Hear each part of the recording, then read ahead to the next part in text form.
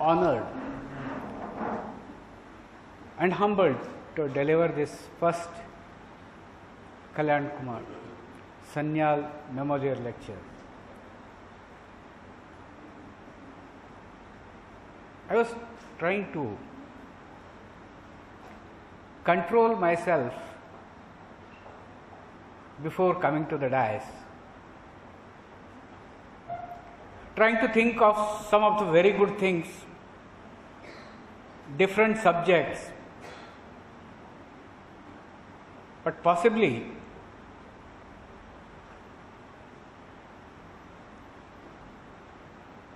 these 4 steps from there to here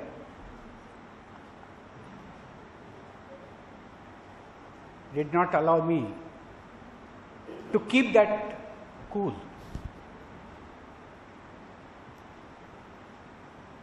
Anyway, friends, I think something we have to come to terms that each one of us have to quit one day or the other. Kalyan was very close to me. I did not spend too much of time with him like many of you have. Only some of the morning walks, sometime tea, sometime sitting in the guest house, some few minutes, say 15 minutes, half an hour here, and this was sufficient for us to catch which each other's ideas. These were so telling and so nice that the memories lingered on. I am grateful to the department, Professor Shashwati, for giving me this opportunity. Well, I thought I should talk to some subject which probably would have liked by Kalyan. And Kalyan is a name, my brother's name is also Kalyan, is a name which is very close to me. So I thought I will speak on farmer state and agriculture. Professor Das, being a political scientist, am I right, questioned me in the room of the professor and head that, do you mean farmer state or farmer and state? Do you treat them separately? How do you do that? So I said, no, I am treating them separately. In fact, I am taking the transition of farmer, the state domination, and then the problem of agriculture situated in the entire situation of state domination of the farmer. By farmer, we understand very easily a person who cultivates, peasant cultivator, operating holder, and I would not have made a PowerPoint presentation but for the habit of mine that I go astray, and therefore I picked up the watch here which I had kept inside so that I do not go astray and then make the lecture too long so that it becomes intolerable. This is just to keep me on the track. We had a good number of debates on how do we define farmer, and unfortunately we have not come to the terms, and the single word itself incorporates so many things and it has been changing.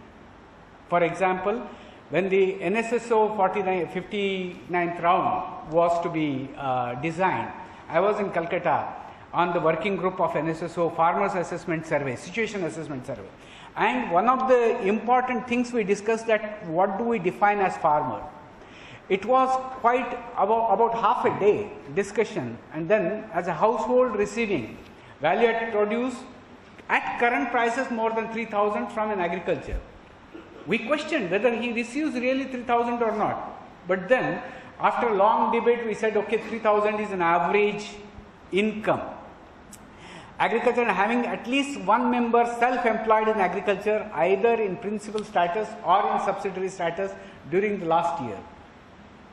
We thought that there are two definitions of farmers. Number one, a bottom-up definition of farmer, top-down definition of farmer. There are a large number of ministers, there is a large number of bureaucrats who say that I am a farmer, in the sense that they have some ownership of land. They never cultivated, but then they do claim that they are farmers. And we'll come to that. There is another one, bottom-up. The person who is farming but does not own even a bigha of land. There are a large number of tenant cultivators who are tenants illegally, in the sense hidden tenancy. There are a large number of reverse tenant farmers. Reverse tenant farmers in the sense, this was the concept which was developed by Dantwala.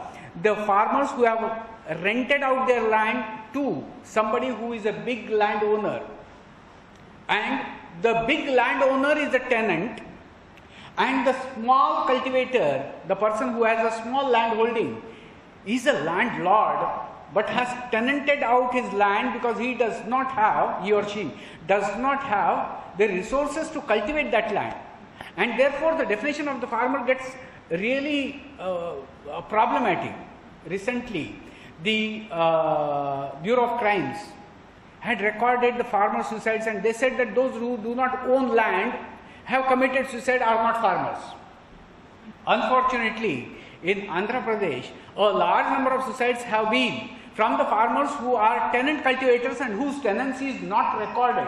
And this unrecorded tenancy in the Deccan Plateau is something which is very prevalent. In Deccan Plateau, in the sense Maharashtra, Karnataka, Andhra Pradesh. Therefore, there was a long debate, and we agreed in the situation assessment survey that we would have some land, and therefore that particular word "some" becomes quite an important here. You have a point? No, it's okay. The one 3,000 is per year or per month? Per year, no per month. Oh, farmer earning per year 3,000 itself is unimaginable. Per month, forget about it. Per year is unimaginable. Then is the farmer what we understood in yesteryears and what we are seeing now different? And I say yes, the farmer is changing. Presently, we are undergoing a strong change in the definition of the farmer itself. Some years back, and I am a born villager, some years back, when we learned what is farming and what is farmer, the farmer was one whose major source was farming. Major source of income was farming. Consumption was, the entire farming was for self-consumption, and largely only a little marketable surplus was created and marketed. Largely, the farming was from the local inputs and local resources using farmyard manure and least of the purchased inputs. Family labor and bullock labor was used. Farming was a system. Farming was not a specialized characteristic. It was a system in the sense a farmer cultivated, also had horticulture, also had livestock, also had some other profession, also had some skills. There was a limited cash inputs required, and largely food plus based economy was the farm economy as such. Limited urban influence was there, and urbanization was looked at with a little, I should not say contempt, but a little distance. We in the village, when I say we, in the village, we were little wary about the urban influence upon us. Now, the farming continues as a major source of income, but the consumption basket has been largely urbanized. For farming, increased percentage of purchased inputs and cash inputs are required, and therefore cash in the pocket is the most need of the farmers. Increased dependence on the urban market because the urban consumption goods have penetrated into rural areas in a big way.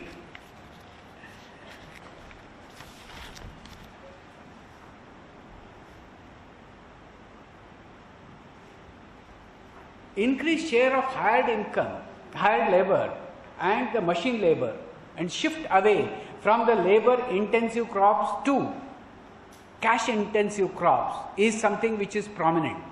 In fact, one of the papers in EPW some years back, long back, about 20 years back, it clearly brings out that the Kerala farmers have shifted from rice to coconut or the plantation cultivation, rubber cultivation, because there is non-availability of labor and they do not want to work on their own farm as much. So, the own labor input started reducing. The specialized farming, shall I take this out? I'm getting constrained with this. I do not feel like moving. Will this record? This way, but you have to hold it by your hand. Okay, I'll hold it by hand. I'm feeling constrained. I feel that I may hurt it.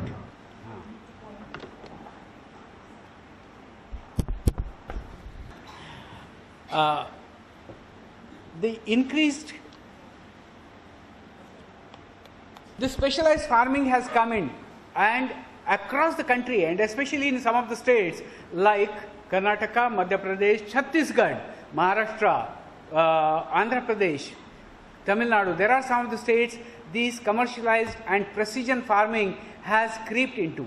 And who are these precision farmers or commercialized farmers? These were not the ones who were traditionally on the land and wanted to cultivate a new crop or something of that sort. These were the new generation of the farmers, the new converts into farming, and who got it cultivated through the labor in the villages. And therefore, the change in what is farmer was quite visible.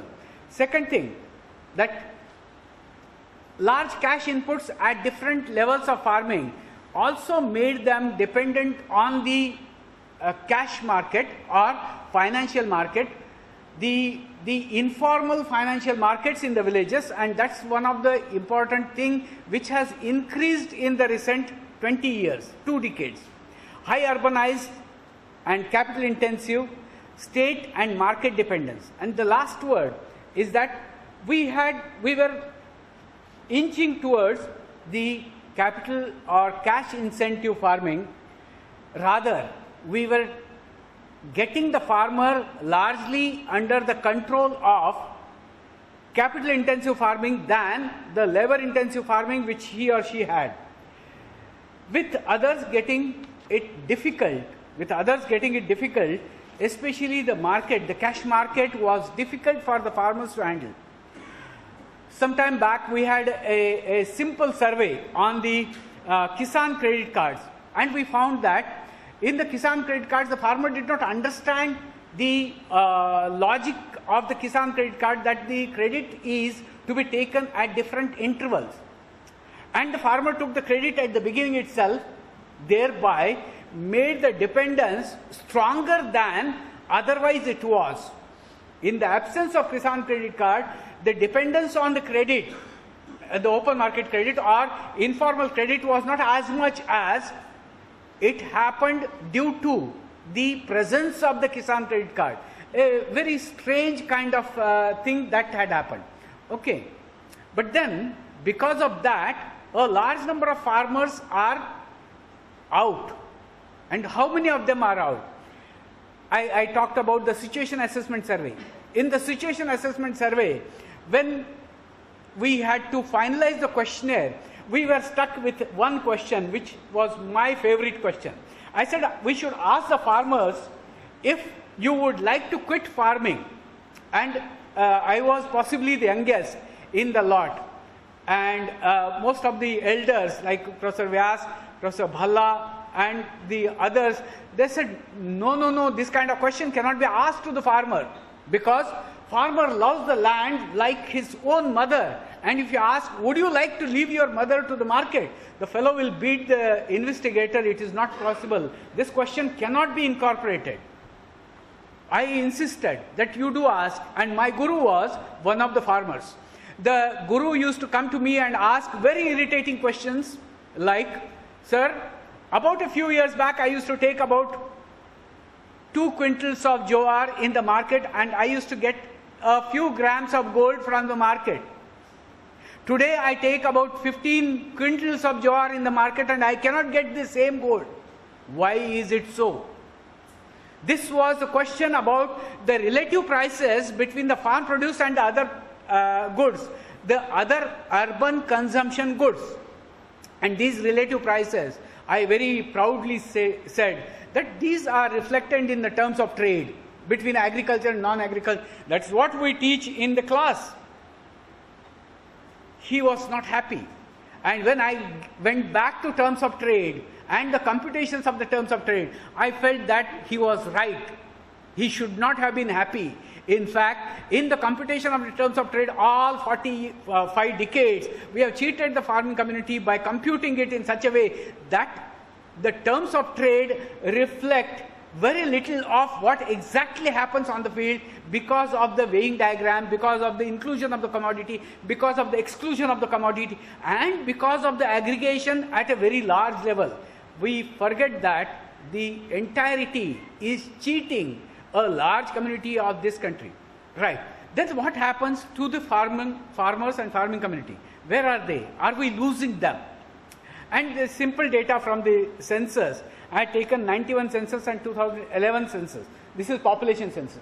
The total workers were, these are in numbers in lakhs, 3,141 lakhs in 91, which increased to 4,817 lakhs, about 1,600 lakhs increase. Among them, cultivators who were 1,246 declined to 1,186. The decline was about 59 lakhs in about 20 years. About 60 lakhs in 20 years. The agriculture laborers increased by 583 lakhs in about 20 years. And this is population census data. I wrote this somewhere and I made this presentation somewhere. One of the young students or faculty, he stood up and said that agriculture census does not say this. Agriculture census says that the number of holdings have increased. They have not dropped down.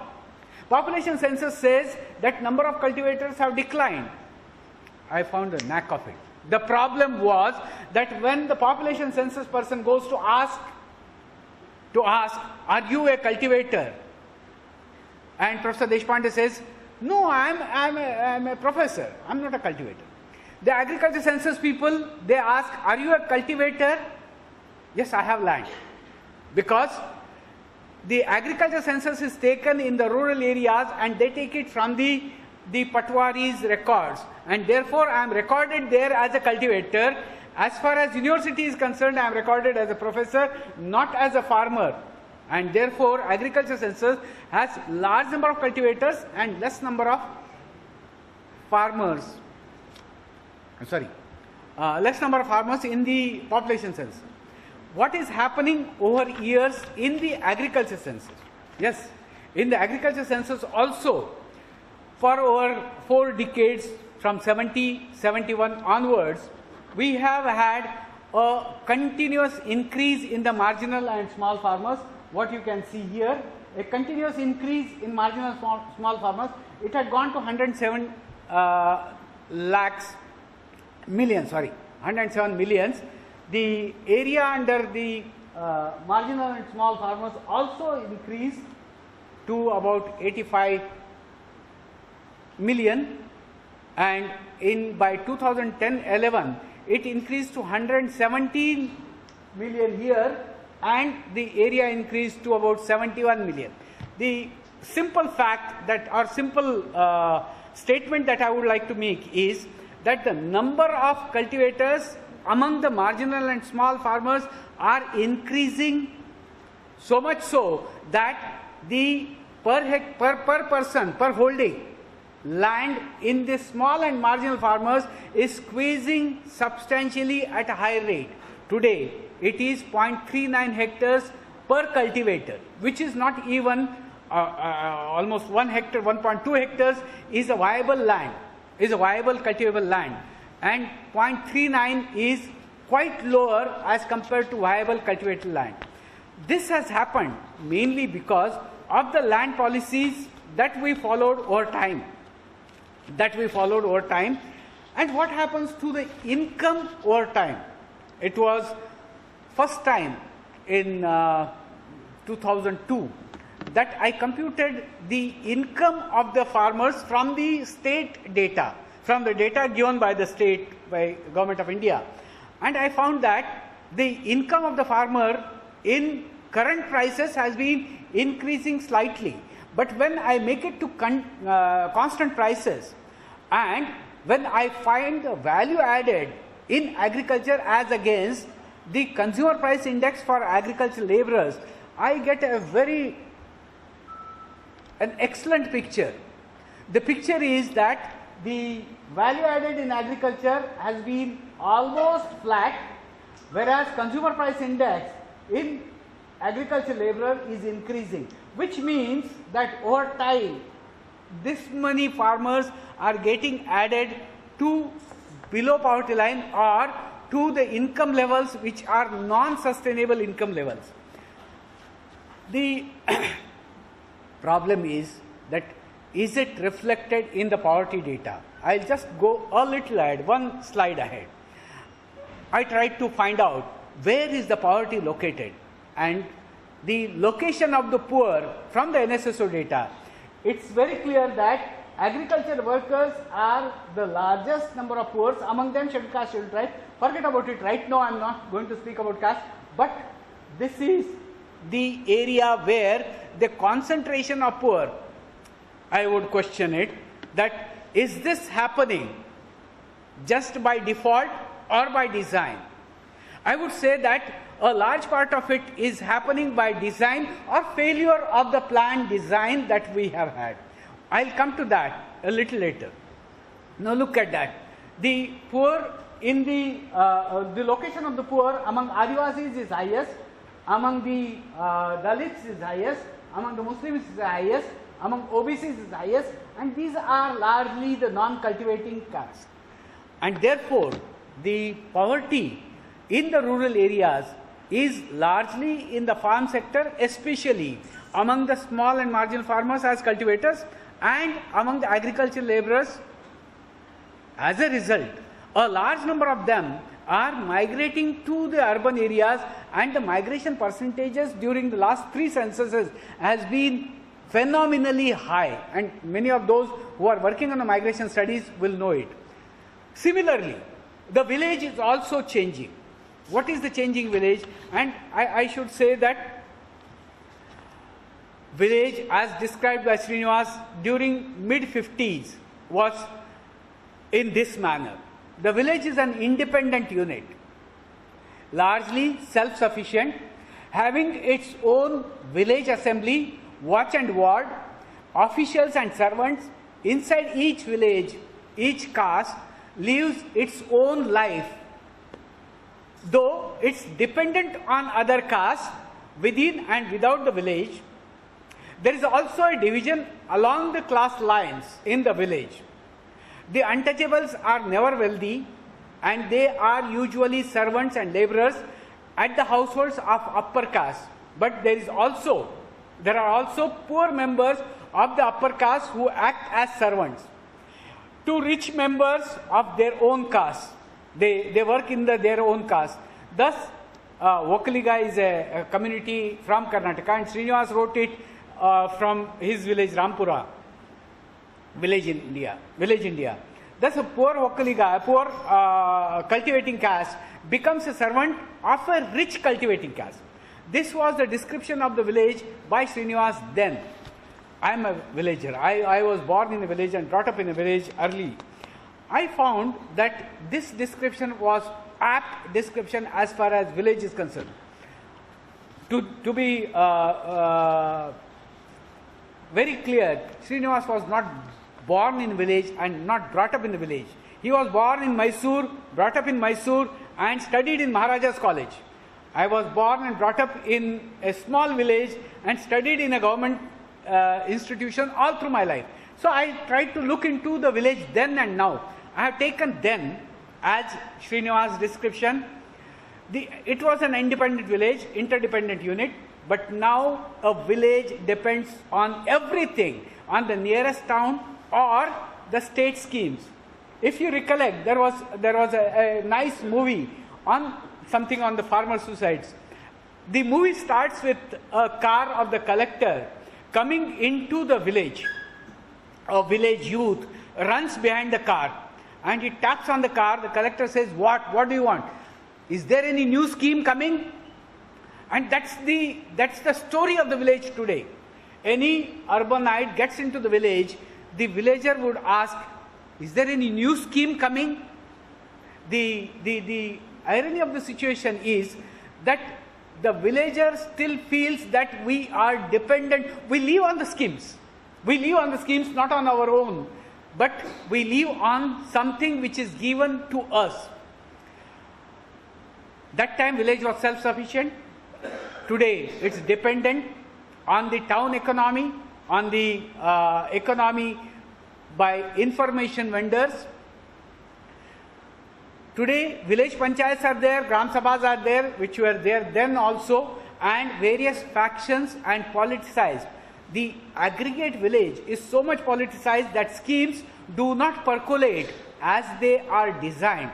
They percolate according to the will of the village elites or village lords. Ambitions are unabated today, and it relates to the town. Any ambition that a villager has, it relates to the town. Officials and servants were then also and now also, but then there is a qualitative difference between the officials and servants then and the officials and servants now.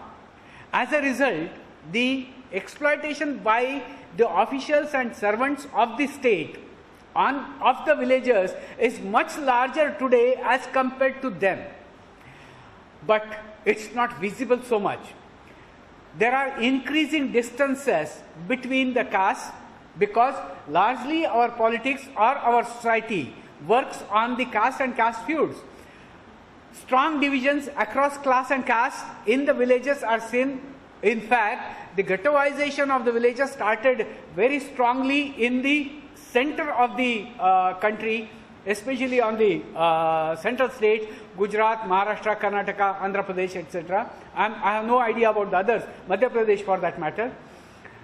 Lower castes are often preferred as laborers, and today, even though untouchability is present, the lower caste laborers are present more because larger work can be loaded on the lower caste laborers as compared to the same caste laborer. And therefore, in the villages, if you get into the farm, largely the lower caste laborers are preferred by the farmers than their own caste laborers. What is happening to the villages? I looked into the census. Are the villages still existing? And census data gives very clearly that we are losing villages strongly. Aggregate level, yes. At all India level, we have increased the villages from 6,38,588 to 6,48,000, which means about 2,000 villages more. But when we look at the negative, the number of villages which are reducing, the largest reduction in Delhi area, Kerala. Of course, Kerala is understandable because Kerala is a continuum economy. But Union Territories, Goa, Tamil Nadu, Jammu and Kashmir, Haryana, West Bengal, Punjab, Madhya Pradesh, Gujarat, Andhra Pradesh, Bihar, these are the areas in which the number of villages are getting converted into towns, and therefore urbanization and urban economy is getting into it. I looked into what happens because of this on the aggregate growth in agriculture. We all are taught year-to-year growth. We are all taught the compound growth rates. I am a lone person who is arguing about trashing the compound growth rates in agriculture. In agriculture, and this is taught in our classroom, this is taught in our PhD classes, we work day in and day out compound growth rates. In agriculture, nothing grows like this. It's straight. And therefore, linear or constant rate of growth, constant change is the thing which is the where vital of agriculture, that is the way agriculture is growing. Apart from that, if you calculate the long-term growth rates of agriculture, again we are likely to be misled, because we again get into the compound growth rate and then find that the agriculture is growing at a very poor, at a dismal rate. That is one thing, that unlike the gross domestic product, agriculture has fluctuations. And what is the fluctuations? We can get it from the probability of failure of the agriculture across years, or the coefficient of variation in the production of the agriculture, which means what is the probability of a drought in a decade. The probability of drought worked out in India is about 20%, which means 1 year in 5 years is likely to be a bad year. And therefore, if at all we want a secular growth, if we want to get a secular growth rate, it should be 5 years moving growth rate, not moving average, 5 years moving growth rate. I argued this in front of the Statistical Commission. Statistical Commission twice, Rangarajan Commission, Radhakrishna Commission, agreed that as far as agriculture is concerned, the economic survey will carry out 5-year moving growth rates, but it is not done. And if we calculate 5-year moving growth rates, what happens to agriculture over long run? It is from 1951-52 to 2011-12. You can see that agriculture has hardly grown, except there are a few peaks which we can see, and these are the peaks. As far as trend in the total GDP originating from agriculture is concerned, which is more or less flat. And that is the pathetic thing which comes out finally. Why? This happened. This happened because of two things. Number one, the state understood agriculture in a totally different manner. Large number of our agriculture minister, right from the first agriculture minister onwards, were from the farming community, were the children of farmers. And we thought that possibly the farmers' interest will be kept in mind. But probably we went wrong in framing the policy. We got the state power and state as the driver of the agricultural policies. Agriculture is a private activity, that is what we understand, that farmer cultivates, farmer takes his own decisions, whatever has to be purchased, whatever has to be sold. But we are sadly mistaken. It is not that the farmer takes every decision himself or herself, or rather every decision of the farmer is influenced by the policies of the state. For example, take the factor markets. In the factor markets, fertilizers, pesticides, irrigation, electricity, land, labor, any of these, the prices are decided by somebody else, by the state. The fertilizer prices are decided by the state, pesticides are decided by the state, minimum wages are decided by the state, electricity decided by the state, irrigation rates decided by the states. You come to the product market. In the product market, when the farmer goes for the selling of the product, the price of the product is decided by the purchaser of the product. And somebody, one of the farmer friend of mine, sent me a bill from the market yard. He had sold about 180 kilograms of pomegranate in the market yard. He was to receive 3,370 rupees for the pomegranates. Deductions about the transportation order, the market fees, the hamali, this, that, it goes on, and finally he received, and I have the chit with me to show it to you, he receives 3 rupees 80 paise for 180 kgs of pomegranate sold in the fruit market. 3 rupees 80 paise. Where did it go wrong? Did it go wrong by the farmer, or did it go wrong by the middleman? Where was the problem? Problem was that we copied, and the British period, agriculture was made dependent on the state because of the initial problems that we had between 1857 to 1901. And there we had this governmentization of agriculture. There it began. The Department of Revenue, Agriculture and Commerce started in 1871.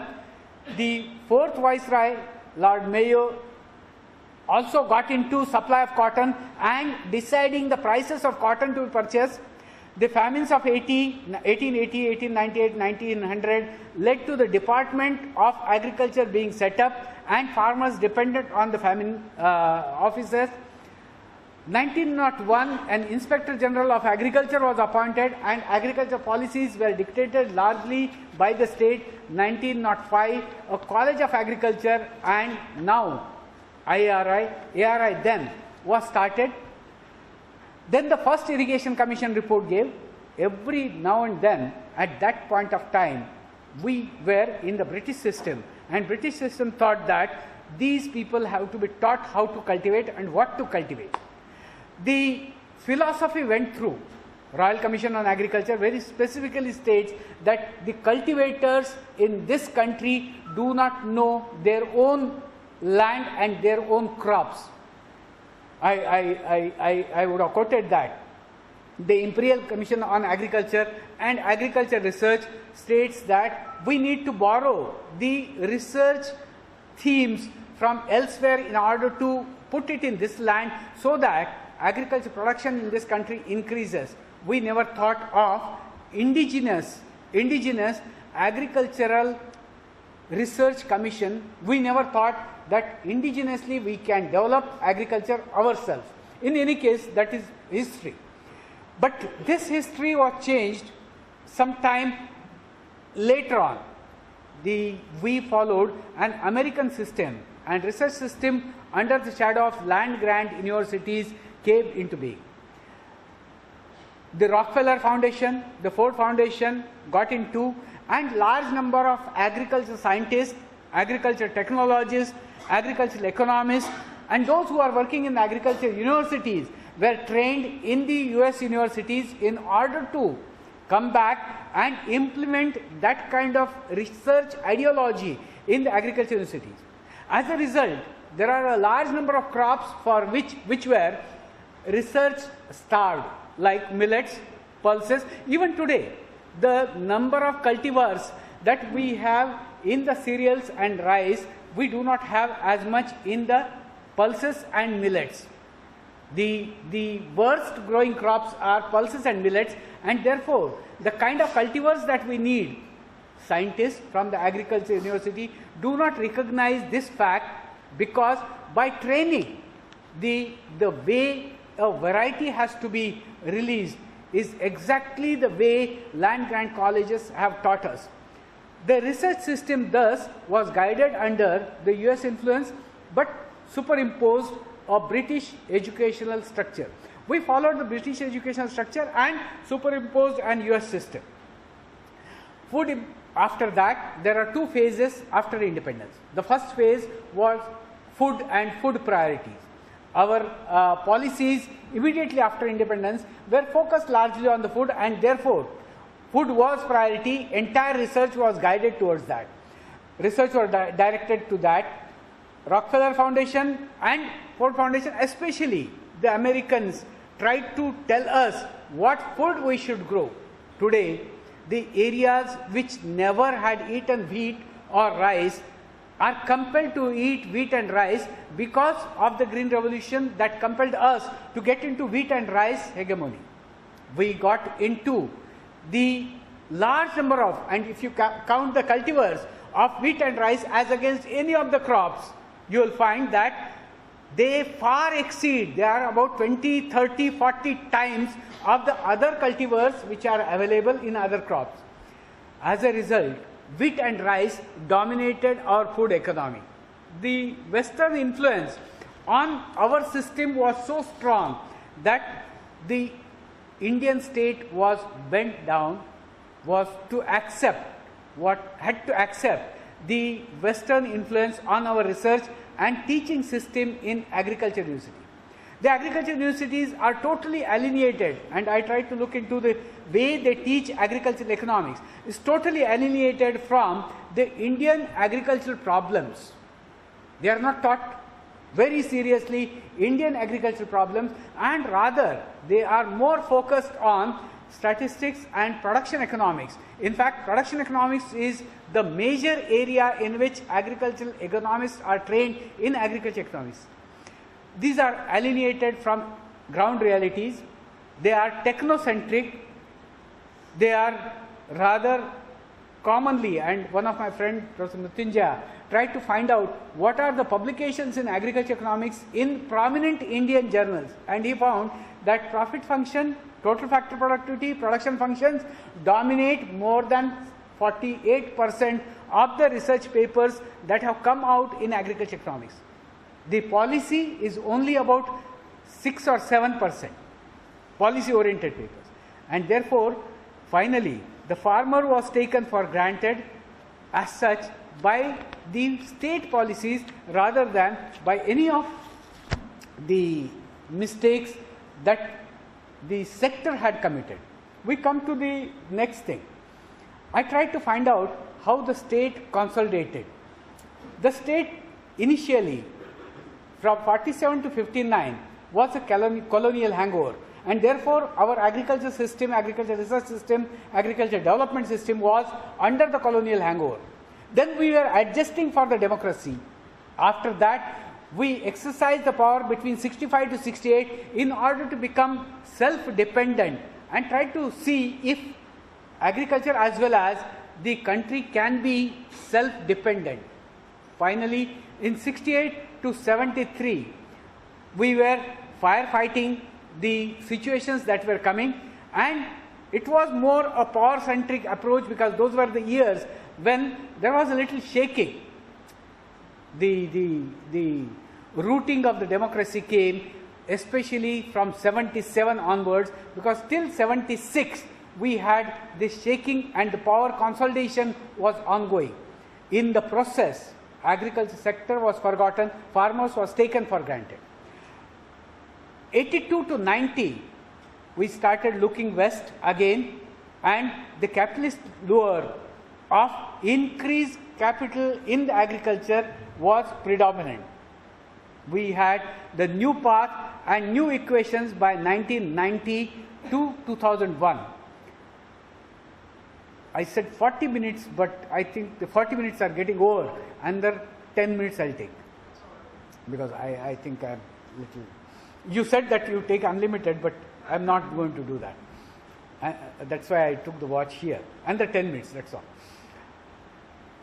Decade of swift changes, 1990 to 2001, the new path of the taking the farmer to the capitalist farming, and the emergence of new farmers, new precision farmers, and larger cash inputs in farming came in.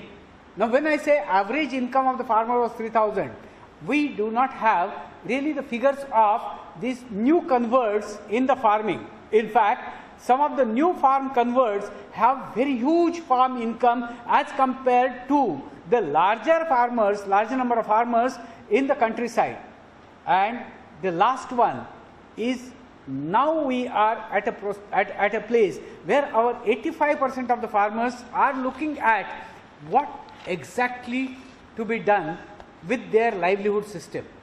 And therefore, today as you read in the newspapers, today in some of the states, the farm sector in distress has been seen and is coming to the fore.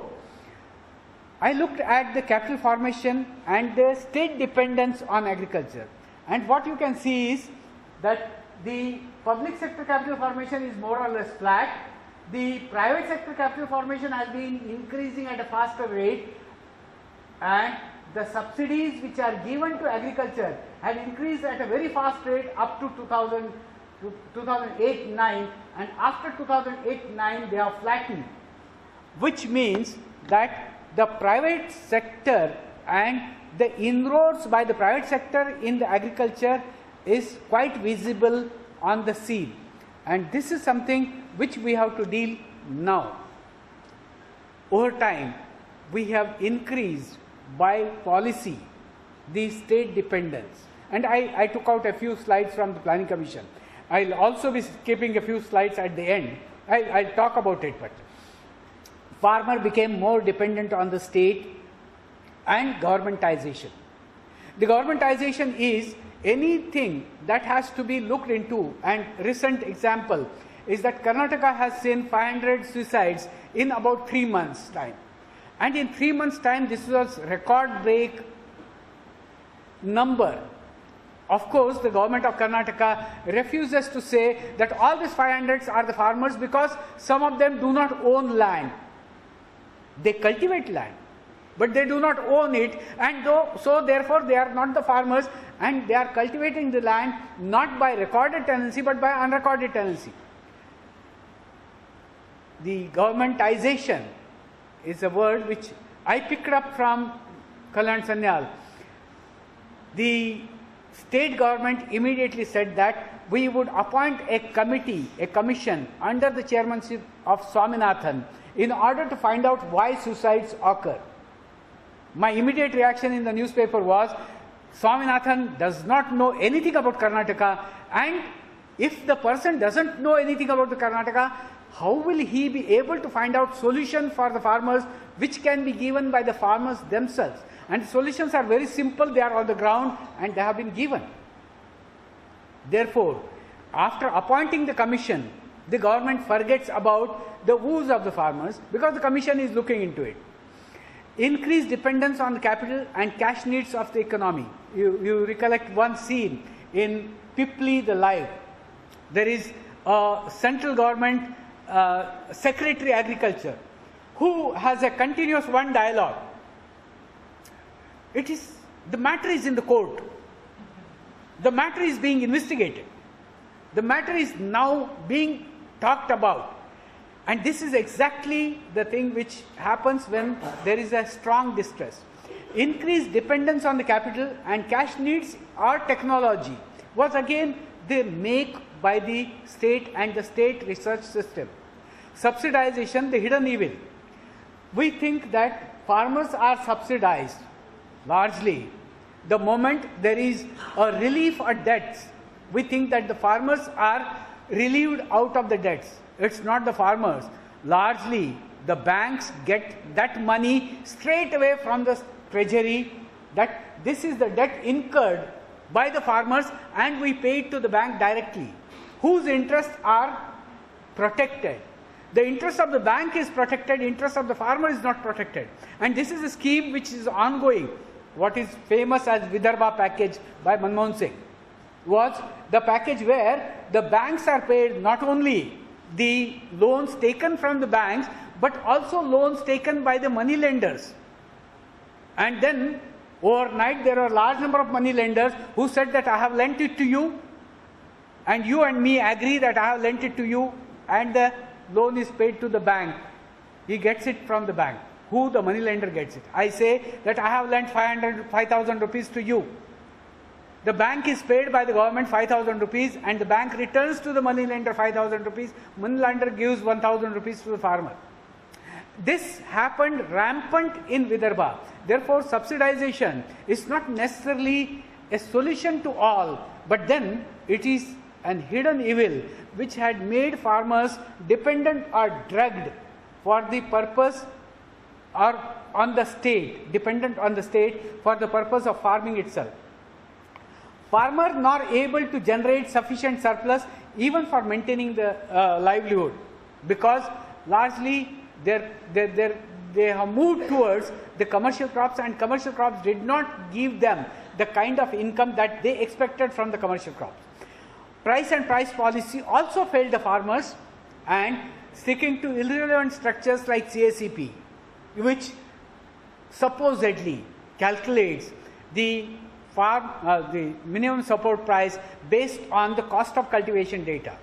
I looked into it, very carefully I looked into it, and I found that the entire CACP or the entire declaration of the minimum support prices is a caricature, is a thing, and I titled the book on the minimum support prices as moon in the mirror. There is a story in Ramayana that small Rama was crying for getting the moon, and then Dasharatha comes and says that, okay, I will give you the moon, and he takes the mirror and gives it in the hand of Rama. There is a moon here, see, look at it, and keep it in your hand.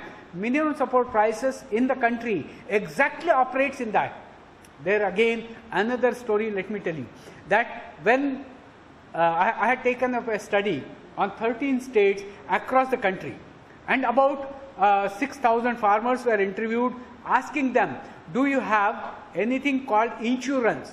Do you have anything called minimum support prices? Do you know that the state gives subsidy on the fertilizer? And we found that there are about 90% of the farmers did not know exactly what is this minimum support price, what to do with it. And when only 10% are aware and only few sell it on the minimum support prices, why do we have a structure? Why do we create sinecures in redundant institutions in order to support the farmer or in the name of the farmer? This is exactly governmentization.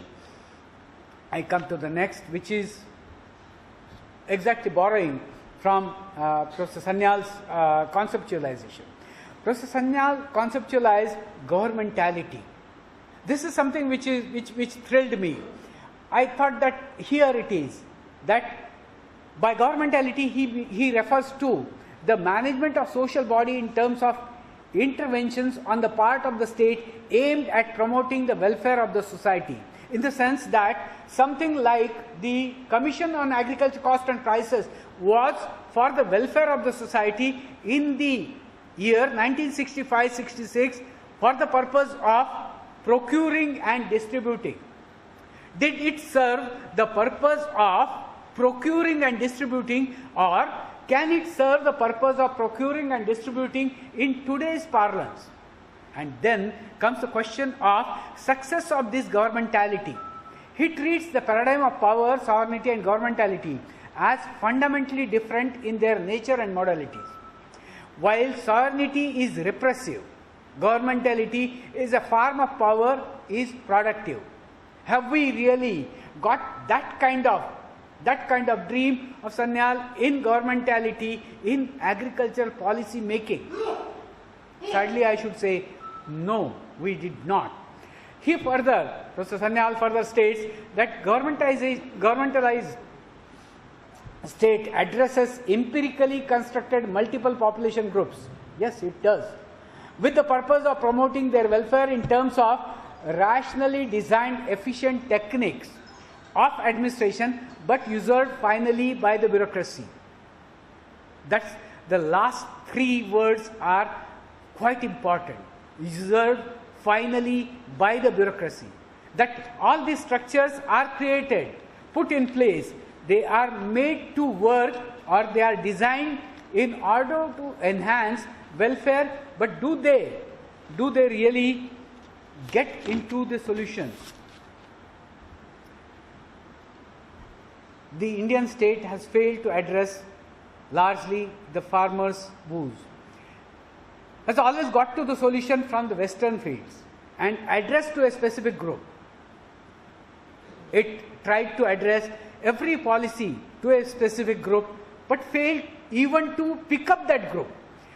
Like, for that matter, the Vidarbha package. It was addressed to the farmers who are in distress, but largely the benefits were not to the farmers who were in distress. The technology, methods of research, as also philosophy of approaching the issues have been largely guided by non-indigenous thinking.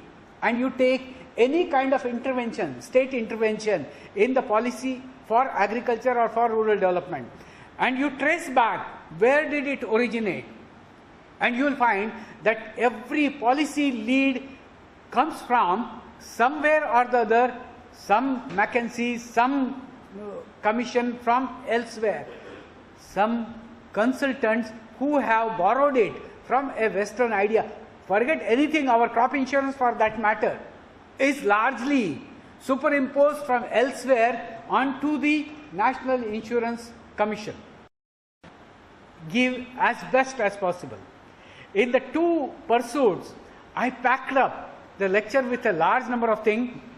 A good amount of things were packed in the brain and a few things were packed here. The tallying of the two things was quite difficult. In addition to that, the emotions sometimes were coming up because at points of time I was thinking of connecting it to his writing, and exactly at that time my words failed me. I was not able to quickly connect it, and therefore at sometimes I fumbled down. I thought that I should do it in my writings. I thank you all. I thank Shashwati Di. I thank the Professor Das and Professor Anjan, Professor of the Department of Economics. I feel happy to be with you. I exceeded time, and I thought that I took liberty with all of you, even though I hurried it up. Thank you very much.